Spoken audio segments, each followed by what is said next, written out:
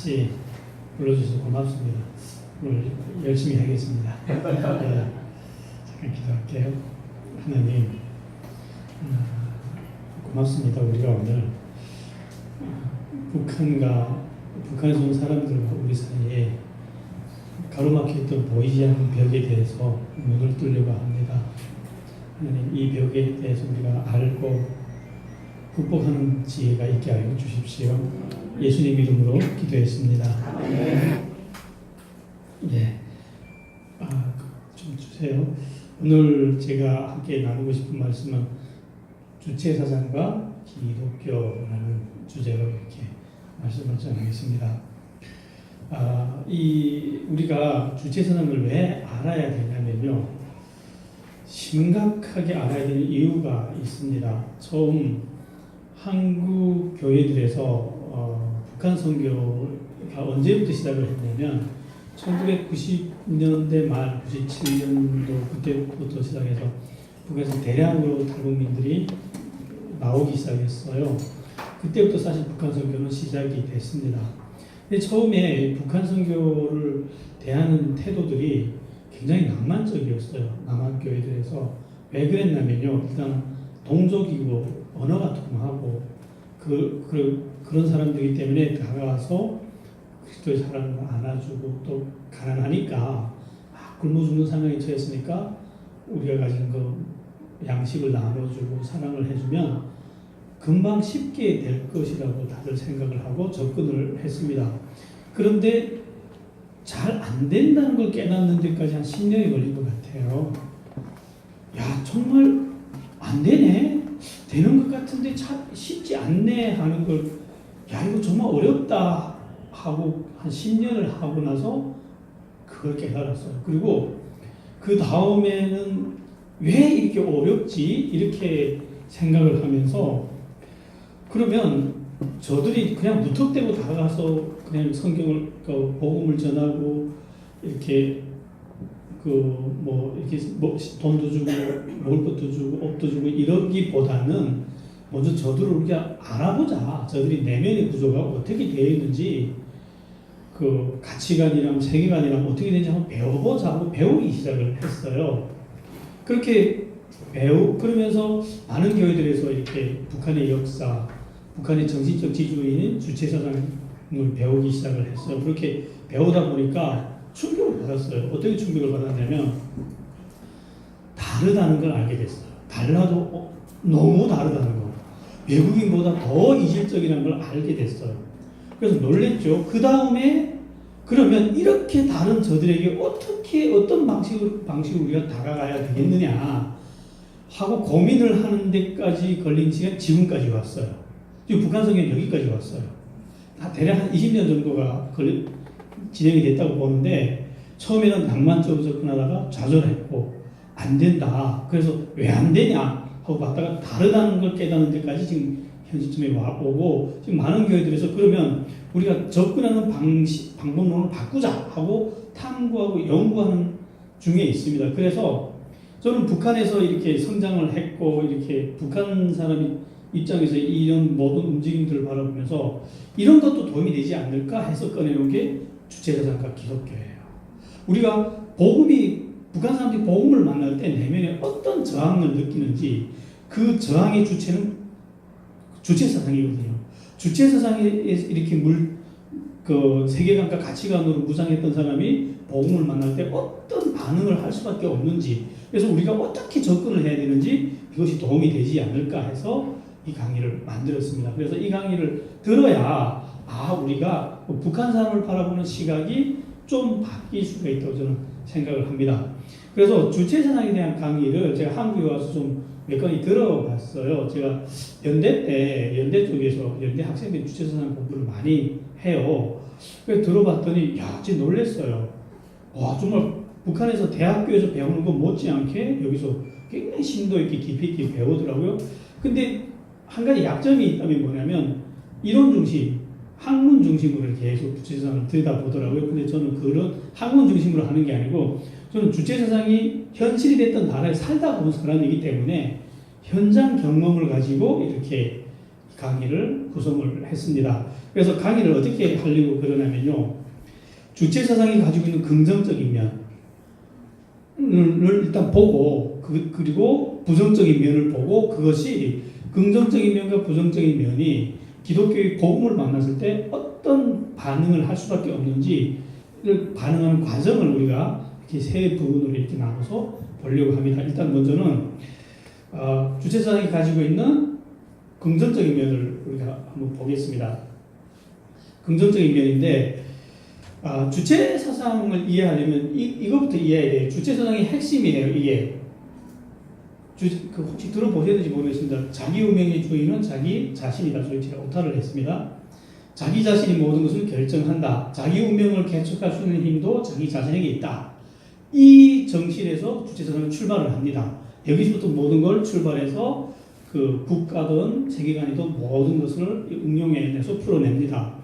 그런데 들어보니까 아름답지 않으세요? 너무 또 지당하다는 생각이 안 드세요? 내 운명의 주인은 내 자신이다. 아니, 혹시 처음 듣는 건 아니죠? 처음 들어요? 그래서 이 사상이 이게 현재 지금 탈북민들과 북한에 사는 사람들의 정신의 핵이에요. 모든 사람들이 이것을 정신의 핵심으로 해가지고 생각하고 반응하고 행동을 합니다. 그런데 정말 그럴듯하죠? 정말 아름다워요. 그런데 혹시 제가 직접 보지는 못했는데 제가 들은 말이에요. 이건 미국에 가면 사탄교라는 교가 있대요. 그 사탄교도 뭐 성경이 있다 하더라고요. 근데 사탄교 성경이 1장 1절이 어떻게 되어 있냐면 네 운명의 주인은 너다 이렇게 되어 있어요. 너무 똑같아요.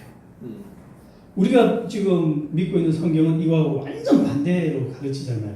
우리 운명의 주인은 하나님이다 이렇게 가르치는데 어떻게 사탄교에서 주장하는 핵심 논리하고 주체성이 이렇게 똑같아졌는지는 잘 모르겠습니다. 어쨌든 제가 여기 와서 배우고 나서 좀 무섭더라고요. 그런데 어쨌든 이 사상은 북한 사람들에게 굉장한 충격과 영향을 미쳤어요. 김일성이 정권을 장악하면서 이 정신을 가지고 막 국가를 만들기 시작했어요. 그런데 북한 사람들이 이 말을 듣고 나서 완전 피가 끓어올랐어요. 어느 정도로 흥분을 했냐면 김일성은 지주 자본가 계층은 싹 다 내쫓고 그 노동자, 농민, 그 종들 이런 사람들을 가지고 국가를 시작을 했습니다. 그런데 그 사람들에게는 늘 우리는 종이야, 우리는 노예야 이런 의식이 있었단 말이에요. 근데 갑자기 김일성이라는 사람이 나타나서 너 노예가 아니야, 네가 주인이야, 너 운명의 주인도 너고 이 국가의 주인도 너야. 이러니까 사람들이 흥분할까요, 안 할까요? 완전히 세상이 바뀌기 시작했죠. 그래서 일어나기 시작하는데 정말 어마무시하게 일어났습니다. 어떤 기적들이 일으켰냐면 6.25 전쟁이 끝난 다음에 일단 이렇게 첫 번째 기적은 이렇게 시작됐어요. 김일성이 처음에는 농민들한테 내가 땅을 줄게, 공짜로 나눠줄게 해가지고 농민들이 지지해서 김일성이 수상이 돼요. 처음에. 그 다음에 6.25 전쟁 일어난 다음에 얼마 후부터는 그 땅을 다시 빼앗았어요. 빼앗았는데 그냥 국가의 공권력을 가지고 강제로 몰수한 게 아니고 스스로 바치게 만들었어요. 근데 그렇게 하는데 3년밖에 안 걸렸습니다. 당시 북한의 농민들은 대대손손 소원이 자기 땅을 가지는 거였어요. 근데 국가에서 땅을 나눠서 내 땅에서 내가 농사한다는데 미국 놈들이 땅 뺏으러 온다니까 막 전쟁을 했단 말이죠. 그러다가 이 땅 내놔 하니까 스스로 바치는데 3년 걸렸대요. 그래서 모든 농장을 국가 농업협동조합으로 만들어 버리는데 3년이 걸렸어요. 그 다음에 6.25 전쟁 끝난 다음에 북한은 정말 깨끗하게 폐허가 됐어요. 진짜 잿더미가 된 나라죠. 그건 영학 기록을 봐서 알겠지만 그 잿더미에서 경제를 일으키는데요. 진짜 기적의 기적이 일어났어요. 한국에 오니까 한강의 기적이라고 했던데 대동강의 기적이 그러면 게임도 안 됩니다. 어느 정도로 기적이 전쟁이 끝난 다음에 60년대, 70년대까지 한 20년이 딱 지나니까 그동안 매해 연평균 20% 이상의 경제 성장을 북한에서 했어요. 어떤 때 막 25%, 막 27% 이렇게까지 매해 경제 성장을 하다가 70년대에 딱 들어서면서 김일성이 선포를 합니다. 어떻게 선포하냐면 농업 중심 국가를 이제는 중공업 중심 국가로 완전히 20년 만에 탈바꿈을 시켰어요. 그래서 저희 북한에서 그걸 교과서로 배워요. 영국이 200년 걸렸던 일을 우리는 20년 만에 해냈다고. 야, 이거 진짜 기적입니다. 그래서 저는 원래 그 북한에서만 배우다 보니까 그냥 이랬구나 이렇게 생각하고 이게 밖에 나와 보니까 야, 정말 대단한 일이더라고요. 그 폐허를 다 청소하니까 거기다 도시를 일대어 세우고 농업밖에 몰랐던 국가가 중공업 중진국가로 바꾸는데 20년밖에 안 걸렸대요. 대단하지 않나 봐요. 이거 정말 대단한 일이에요. 그러면서 당시 그 70년대 제가 그 남북한의 그 경제력의 차이를 봤는데 대비 안 되게 북한이 앞서 나갑니다. 뭐 강철 생산량은 16대 1까지 앞서 나가더라고요. 비료 10대 1, 전기는 뭐 6대 1, 석탄 2대 1, 뭐 이렇게 압도적으로 북한이 앞장서 나가는데 무슨 힘이 이렇게 했느냐? 사람들이 내가 주인이야. 우리가 주인이야. 정말 제가 기억하는 60, 70년대 그 북한은요, 70년대가 영하랑 80년대까지 그 북한은 정말 순수했어요. 어느 정도로 순수했냐면, 대학교를 졸업하고, 동기들은 대학을 졸업해가지고 막 탄광 강산의 자원에 가요. 근데 나는 사무직에 들어가면 죄책감을 느꼈어요. 내 동기들은 탄광에 가서 나라를 위해서 어려운 일을 하는데 나는 지금 편안하게 일한다고 막 죄책감을 가지고 그 정도로 나라가 정말 순수하고 이렇게 했습니다. 그래서 이런 경제 발전 속도에 힘입어 가지고 김일성은 그 80년대 들어서면서 전 국민 무상치료제를 실시합니다. 실제로. 그리고 전 국민 무상 교육제도를 실시했고요. 곧 사회주의 사회로 진입했다는 걸 선포를 했어요. 요즘에 한국이 좀 이렇게 아직도 무상치료제는 지금 무상교육을 못 가졌는데 북한은 그거 80년대 들어오기 전에 이미 끝내버렸어요. 이 무시무시한 힘, 주체사상이 갖고 있는 힘은 진짜 무섭습니다. 제가 그냥 농담이지만 제가 이렇게 주체사상 강의를 하다가 한 번은 이렇게 목사님들을 좀 관심이 있다 해서 하는데 처음부터 마지막까지 목사님들이 반응이 그래 아멘 맞지? 옳은 말이지. 계속 이렇게 나가는 거예요. 야, 정말 들어보면 정말 매력이 있습니다. 어느 것 하나 틀린 말이 없어요. 본지만 딱 가려놓으면. 그 정도로 주체사상이, 그래서 이제 현재 그 남한 청년들이 이 주체사상이 매료가 많이 됩니다, 지금. 이론 자체만 들여다보면 너무 아름답고 완벽한 사상이 맞으니까. 그래서 이 힘을 가지고 지금까지 그 어려운, 그 끔찍한 고난의 행군도 극복해 나갔죠. 세상에, 한국 같은 당장 없어져야 될 나라가 그 저력을 가지고 뚫고 어떤 고난도 다 뚫고 나가는 거죠. 그런데 이 긍정적인 면이 이랬어요. 아무튼 보면 엄청난 자신감을 줬어요. 지금도 북한 사람들한테 이게 남아있어요. 지금도 우리 할 수 있어. 우리가 주인이야. 우리는 할 수 있어. 이런 자신감들이 있어요. 그럼 부정적인 면을 봅시다. 세상에 완벽한 사상은 없죠. 다 양면성을 가지고 있죠. 그래서 주체 사상이 강조해서 추구했던 목표 중에 하나가 무엇이었냐면 평등 사회였어요. 평등. 그래서 가장 자랑하는 것이 이 포인트예요. 우리는 평등한 나라다. 예, 제가 거기 살아봤더니 진짜 평등해요. 제가 사는 아파트에 저 청진에서 살았는데 청진 제초소가 북한에서 제일 큰 공장이에요. 특급 기업소를 하는데 정확한지 모르겠는데 제가 얼핏 듣기에는 노동자가 한 4만 명 정도 되는 기업이에요. 근데 거기 북이사장이 노동자들이 사는 아파트에 같이 살아요. 지배인은 지배인은 이렇게 이쪽 사장이 있는 게 아니라 지배인은 다른 이렇게 독집을 가지고 있더라고요. 저기 전기제조소 지배해서 지나가 봤는데 그냥 땅집 하나예요. 여기서 어마어마하게 그렇게 크지 않아요. 그리고 북이사장이 노동자들이 사는 아파트에 같이 살아요. 그리고 실제로 저희 어머님이 의사였는데 은퇴할 때 저희 어머님이 3급 의사였어요. 3급이면 북한은 의사급 수치가 7급부터 내려가요. 7급, 6급, 5급 이렇게. 한국은 어떤지 잘 모르겠습니다. 근데 3급이면 꽤 급수가 높은 의사인데 은퇴할 때 월급이 120원이었어요. 근데 제가 직장에 나가보니까 저희 작업반장도 120원 받는 거예요. 야, 그 의사, 죽는 사람 살리는 의사하고 노동자가 똑같은 돈을 받는 거예요. 평등하죠.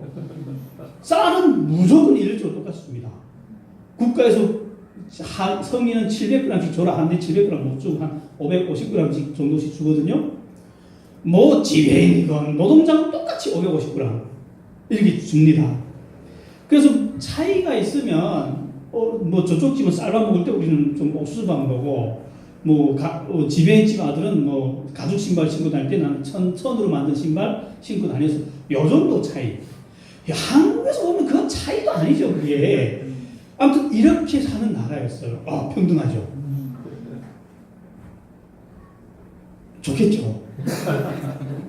요즘 막 평등사회 막 이상으로 이렇게 막 좋겠다 이렇게 생각하고 막 원하는 사람들이 들어봤습니다 제가. 근데 저는 거기서 살아봐서 알아요. 저는 불편하더라고요. 왜 불편했냐면 일단 사람들이 일을 안 해요. 왜 일을 안 하면요. 일을 열심히 하든 껄렁껄렁 해도 결과는 늘 똑같거든요. 결과가 달라지지 않아요. 그러니까 사람들이 형식적으로 대충 합니다. 일을. 경쟁심도 없고 책임감도 없어요. 실제로 그래서 어떤 일이 있었나요? 처음에 개성공단이 남한 기업들이 개성공단 들어갔을 때 북한 사람들이 늘 하던 대로 그렇게 일을 하는 거예요. 막 이 작업반장이 와서 작업반장이 와 보면 막 열심히 하는 척해요. 작업반장이 샥 없어지면 또 자기들이 가서 잡담하고 놀고 이렇게 이랬단 말이죠. 그리고 또 작업반장이 와서 왜 이만큼밖에 못해서 또 막 욕을 하면 또 열심히 하고 이런 스타일 그대로 일을 했대요. 개성공단에 들어와서. 그랬더니 세상에 남한 팀장들은 와서 쓱 돌아보면 욕을 안 하더래요. 그래서 야 남조선 사람 좋네. 남조선 팀장들 욕 안 하네. 좋다 이랬대요. 한 달쯤 지났더니 이 남한 팀장이 쭉 세워놓더니 한 줄로 쭉 세워놓더니 손가락으로 당신들 나가라. 북한에 이런 말이 없거든요.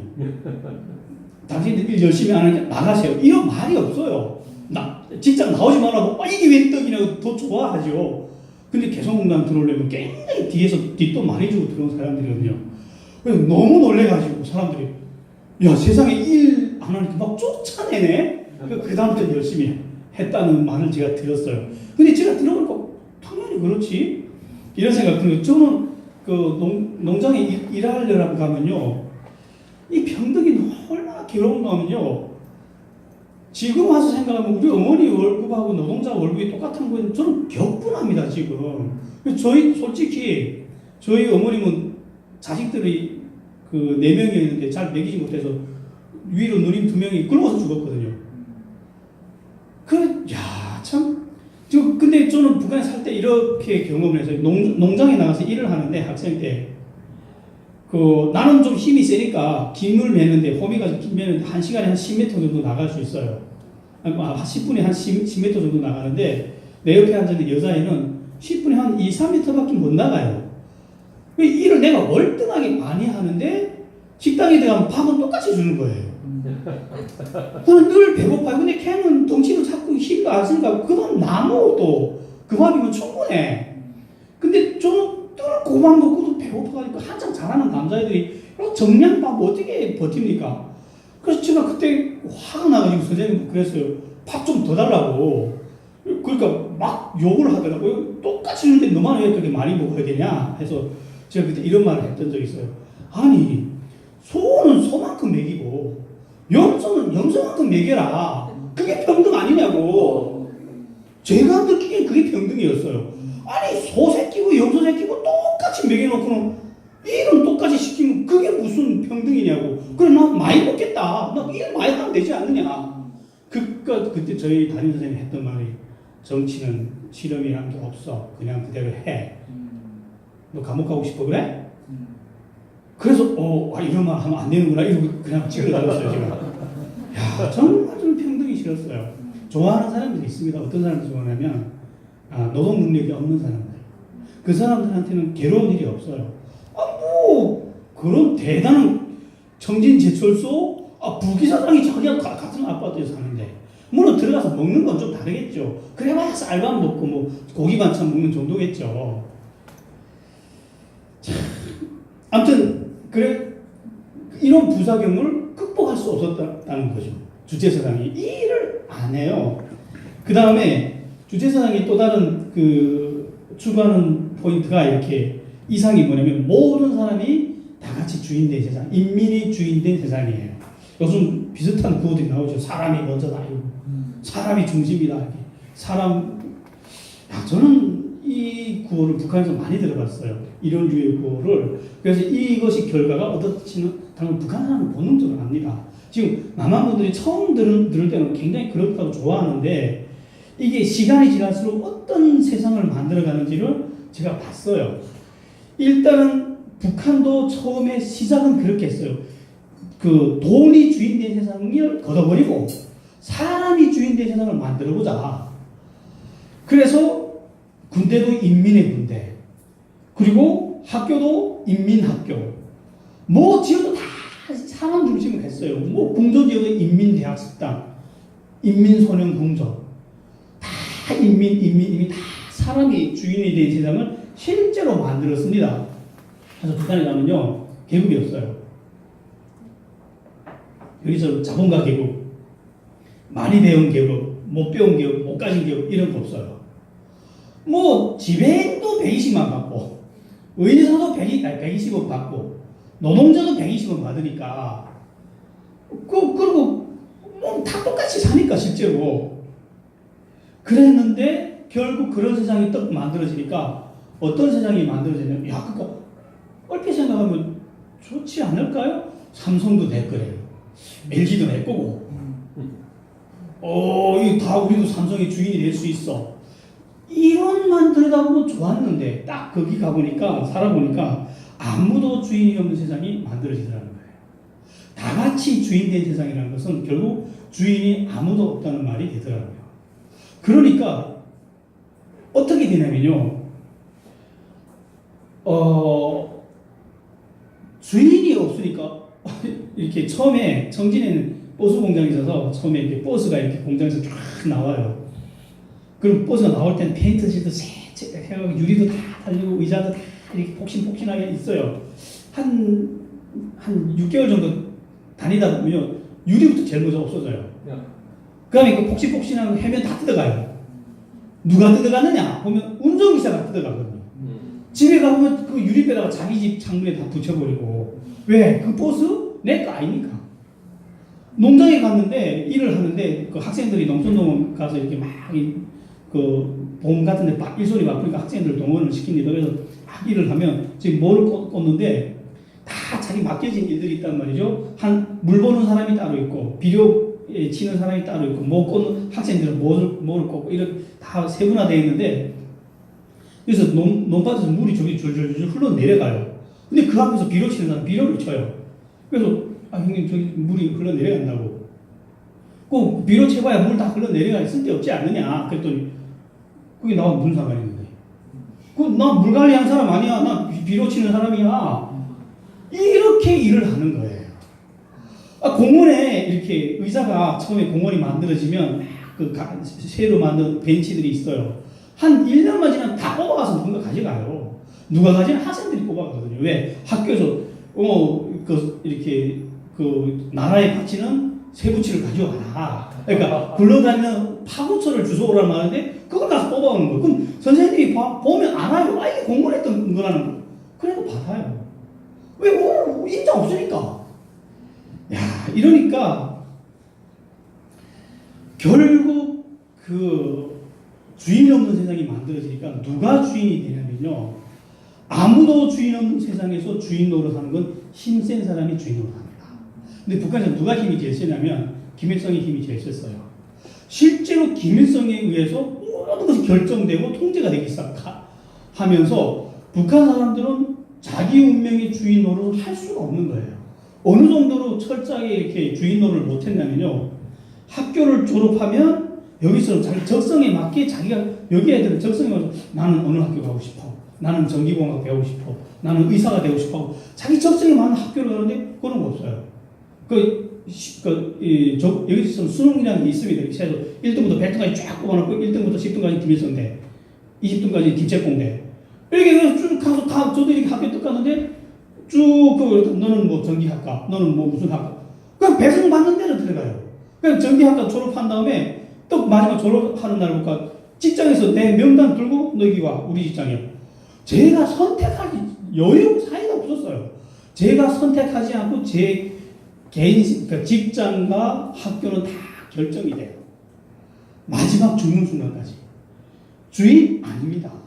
철저히 뭐예요? 종들이였죠. 그러니까 그 이론과 현실이 모순이 되니까 이론을 새롭게 만들었어요. 그 수령론이라는 걸 만들었습니다. 보통 여기서는 그 북한의 수령론은 주체사상 한 덩어리를 보더라고요. 잘 모르니까 사실 주체사상이 아니에요. 북한이 만든 수령론이라는 게 그 김일성이 그 독재를 합법화, 그 한리화하게 만든 근거도 이론이거든요. 그 수령론이 뭐냐면 수령론이 그 현실하고 그 이론하고 현실이 너무 모순이 되니까 수령론이라는 걸 만드는데 수령론이라는 게 이런 거예요. 그래 인민대중이 주인이 맞다. 근데 인민대중이 주인 노릇하려면 수령이 영도를 받아야 되지 않느냐. 그래서 수령이 머리고 당이 몸통이고 인민대중은 팔과 다리다. 지체다. 근데 우리한테 좀 익숙하지 않으세요? 이게 뭐냐면요. 기독교에 보면 교회론이에요. 예수님이 뭐죠? 우리는 그분의 지체들이다. 똑같습니다. 그러면서 수령론이 이렇게 등장해서 합법화를 했어요. 김일성의 독재를. 원래 인민이 다 같이 이렇게 결정하고 이렇게 주인대 세상이었는데 그러면서 이게 후계자론이 하나 또 나와요. 늙어서 죽을 때 되니까 누가 후계자가 되냐. 그러니까 이런 쪽으로 말을 갖다 많이 붙였는데 결국은 아들 아니면 안 된다. 이 말을 빙빙 돌려서 해놨어요. 그러면서 이렇게 되니까 숭배 문화가 만들어지기 시작했다는 거예요. 그러니까 김일성의 독재를 합법화시키니까 이게 곧바로 숭배 문화가 되면서 주체사상은 김일성 종교로 변질이 되고 있습니다.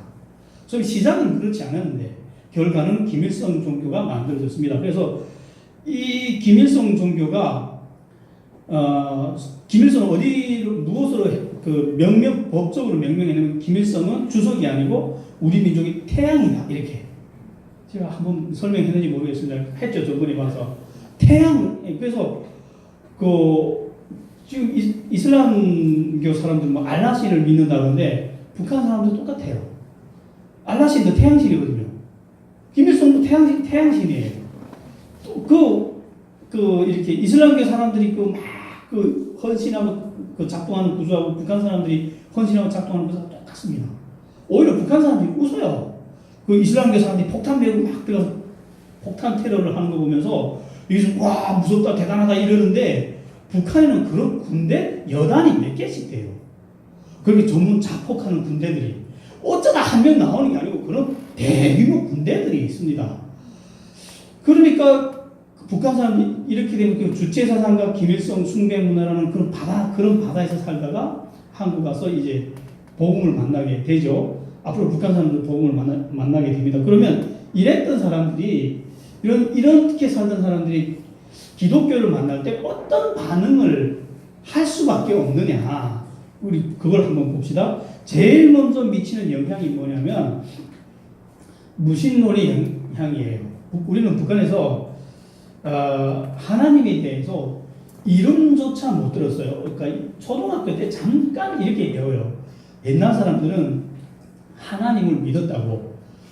그때는 사람들이 원시인에서 조금 벗어나가지고 무지몽매해가지고 하늘에서 번개 치면 하늘에 신이 있어서 진노해서 번개 친다. 이렇게 이해할 때 만들어낸 인간의 무지한 사상이었다. 이 정도로 배워요.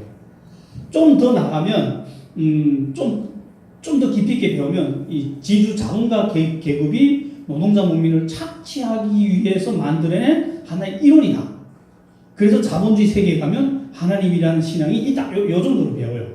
그래서 북한에서 하나님 믿는다는 건 어떤 의미냐면 원숭이 시대 사람들 이렇게 봐버려요. 그래서 북한에서는 하나님이 있을까 없을까 고민거리가 아닙니다. 아예 그냥 하나님이 완벽하게 지어진 세상이거든요. 그러다가 중국에 와봤더니 세상에 중국에 하나님 믿는 사람들이 있네요. 저는 충격받았어요. 그래서 제가 어떻게 생각했냐면, 야, 이 사람들이 돈도 많은 사람들이 머리는 왜 이렇게 원시인들처럼 생각을 하지? 이렇게밖에 생각할 수 없었어요. 그리고 가장 어려웠던 게 뭐냐면요. 처음에 교회 오면 이렇게 중국 사람들이 막 북한 사람들이 먹을 게 없어 그러면 교회로 가라. 교회로 가면 먹을 거 준다 해서 교회 가면 진짜 먹을 거 줬거든요. 밥도 주고 쌀도 주고 옷도 주고 돈도 주고 이러면 처음엔 잘 받아 먹어요. 그러다가 몇 번 왔다 갔다 하다가 궁금해서 물어요. 왜 이렇게 우리한테 잘해주냐고. 그러면 하나님이 당신들 사랑한다고. 그때 북한 사람들이 반응이 어쨌냐면요. 하나님? 그건 또 뭔데? 이거, 그러니까, 하나님이 나 사랑해요? 고맙네. 이렇게 아니고, 하나님? 그거 뭔데? 그래서 막 설명하면, 아, 여기 하나님이랑 김일성이가 또 있구나. 이렇게 이해를 해요.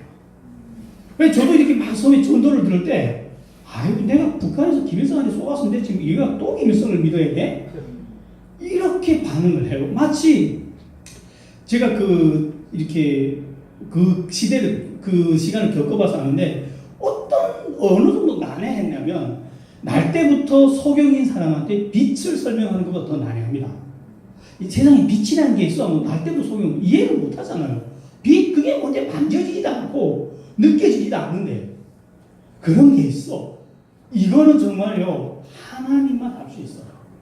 정말 어렵더라고요, 이게.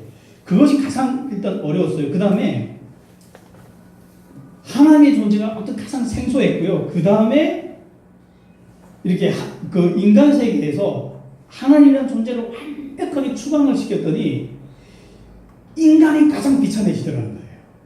제가 겪어봤더니 하나님 쫓아내고 인간이 주인 된 세상을 만들었더니 왜 이런 때라면 인간이 존엄이 있어야 되고 인간이 더 행복해서 잘 살아야 되는데 왜 인간이 비참해졌을까? 제가 여기 와서 신학을 배워보니까 이해가 되는 거예요.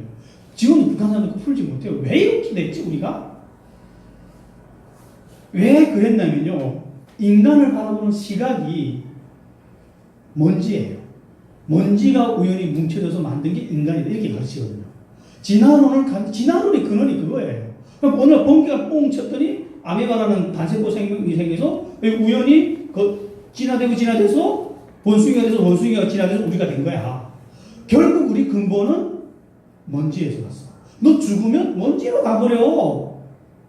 그러니까 인간을 바라보는 시각이 먼지 이상 아무것도 안 해요.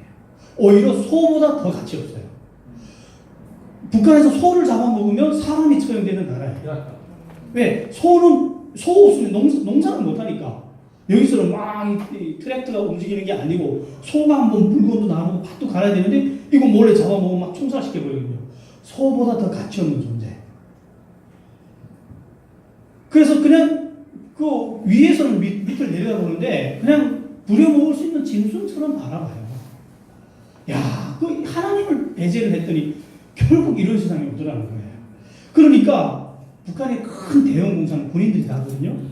그 대형 공사 군인들이 하는데 정말 많이 굶어 죽어요. 눈 하나 깜짝 안 합니다. 저는 청진제조소에서 일을 할 때 실제로 그 항장역 노동당 기사가 김정일한테 이렇게 보고를 했대요. 90년대 후반 고난의 행군 지나면서 지금 300만 명이 굶어 죽었다 하니까 김정일이 했던 말이 유명한 말이 있죠. 좀 남한애가 많다야. 뭐 그것이 그러냐. 인간을 바라보는 시각이 이래요. 그러니까 그때 그 고난의 행군 시기에 그 전기가 없어가지고 청진제조소도 막 이렇게 고로만 빼고 막 다 서기 시작했어요. 근데 어느 날 성명 공장에 들어오더니 쌩쌩 돌아가는 거예요. 그래서 놀래가지고 물어봤어요. 지금 전기가 없어서 온 나라가 지금 공장에 서버리는데 저놈 성명 공장은 왜 돌아가느냐. 그랬더니 우리 비서가 조금 직급 높은 사람이 그러더라고요. 야, 지금 자본주의 나라들에서는 성면이 생산 금지됐대. 왜요? 했더니 뭐 암을 유발한다 그러더라고요. 그래서 법적으로 자본주의 나라에서는 성면 생산 못한대요. 그러니까 북한에서 그럼 우리가 만들어야지 하고 만들어서 외화벌이 한다는 거예요. 그래서 제가 그럼 우리는요? 넌 좀 그런 거 물어보지 마. 우리 죽어도 된다는 거예요. 우리는. 야, 그게 북한 사람들이 인간의 존엄이에요. 인간의 참 그러니까 제가 중국에서 이렇게 북한 사람들한테 성경을 가르칠 때 어떤 일을 겪었냐면요. 북한 청년들이 모이면 잘 싸워요. 절대 자기중심적이니까 이게 화합이 어려워요. 그래서 모이면 싸워요. 그래서 하루는 이렇게 밖에 나갔다 왔더니 또 강아지들처럼 싸워가지고 한 놈은 코가 다 허물어지고 한 놈은 앞니 턱대가 우르륵 다 허물어지고 사육장에 피가 그냥 쫙 퍼져 있는 거예요. 그래서 제가 에이씨 또 싸웠네 하고 걸려가지고 피를 닦는데 성교사님이 들어왔어요. 들어와서 보더니 놀래가지고 무슨 일이야 해서 제가 설명을 이렇게 했어요. 저놈은 코 허물어지고 코 다 깨지고 저놈은 앞니 3개 나갔다고. 그랬더니 성교사님이 너무 놀래가지고 저를 막 욕을 하는 거예요. 너 지금 뭐 하는 거냐고, 지금 앉아서 걸레 닦을 때냐고, 쟤도 빨리 병원 내려가지 않고.